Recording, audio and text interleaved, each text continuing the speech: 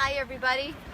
As you can see, the weather is not cooperating, and sometimes we just have to go with the flow, and nothing's perfect, right? Well, maybe not, because sometimes things might appear like it's stormy and it's raining, but really God is right there with us.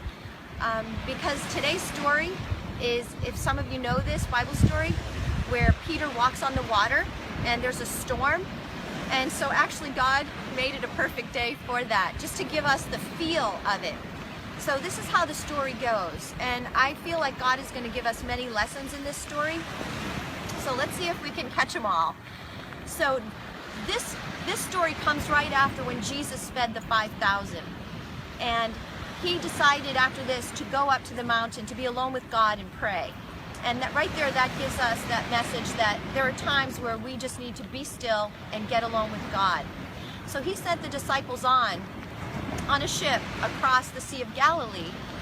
And what happens is, in the middle of the night, this storm arises. And of course, you know, they're like me, getting soaking wet. And this is not a refreshing rain right now. The cold front is moving in and it's very cold, you know, so I'm putting up with this. So I can only imagine how they must have felt with the water, you know, pelting on them and the waves and in the dark. And all of a sudden they look and they see some kind of a figure walking on the water towards them. So, I mean, how many friends do you have that, you know, just be like, hey, I'm doing a walk by and just thought I would come say hi. So they're freaking out. They're like, who is that? What is that? They think it's a ghost. So they're very, very afraid. So all of a sudden, you know, Jesus realizes they don't get this. So he says, don't be afraid, it's me. And so Peter, this is the apostle who puts his foot in his mouth. He speaks without thinking. He jumps into things. He just goes and does it. So he says, Lord, if that's you, tell me to come out on the water. And so Jesus says, come. And so Peter just goes out, and Peter starts walking on the water toward Jesus. Now remember, there's a storm going on, but he's so excited. He's focused on, oh my gosh, this is my friend, my teacher, my Lord, walking on the water. So he's focused on Jesus. And all of a sudden, he realizes what he's doing, and he starts looking around at the waves going crazy all around him and the wind, the boisterous wind, and so he starts sinking. So he's like, Lord, save me. So the Lord reaches out, grabs him, saves him, brings him in the boat, calms the storm down. How does he calm the storm down? He created the wind.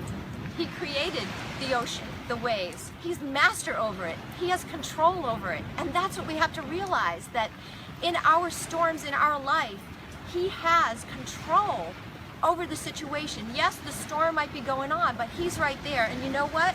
When we cry out to him like Peter did, help me, Lord, save me from what's going on, he is going to grab you and he's going to help pull you out. He is there with you, and he never wants to have you forget that. He is always with us. So in this craziness of what we're dealing with, you can only imagine what the apostles had to deal with. So sometimes it's kind of nice to put ourselves in people's places to understand. So I just want you to be inspired that no matter what it is, what kind of storm you're going through, he is there. Cry out to him, call out to him, and he will help you. There is always an answer. Remember that. All right, so just take that with you. Go. Be joyful. Be joyful in your crisis. Be peaceful, because you have power over it. The Lord will help you to do this.